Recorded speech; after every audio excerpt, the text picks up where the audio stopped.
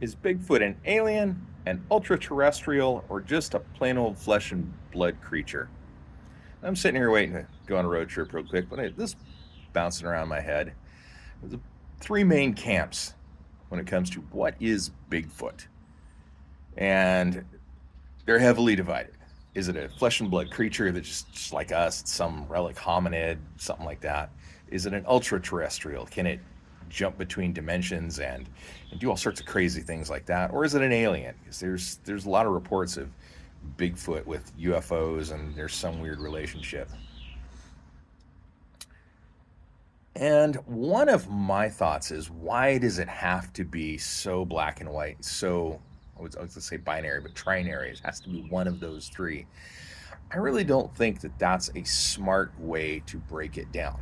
Now, number one, I suspect that many of the Bigfoot sightings that have happened in association with UFOs were possibly aliens. I know there was one where somebody saw the two Bigfoot get out of a UFO and they were walking down a fence line and they shot at them and things got really weird.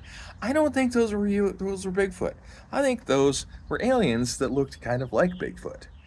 Um, so I think that's a thing right there. As for Bigfoot as an ultra terrestrial that can vanish, I'm really not sure about that one.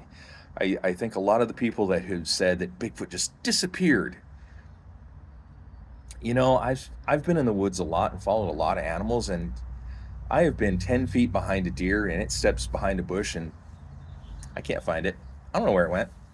It just vanished.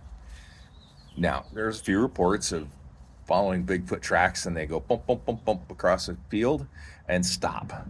Nope, don't have an answer for that one. Nary one. My best debunking hat is if you're in snow and you see a series of tracks going across the field and they stop, that was a rabbit and an owl got it. But that's just a random debunking. As for flesh and blood, I think that is probably the best choice. Bigfoot's probably, and this is all just my opinion, probably a flesh and blood creature related to us, which is why the DNA keeps coming back as ambiguous. And he's just really good at being in the woods and staying away from us crazy humans. Anyway, that's my take on what the hell is Bigfoot.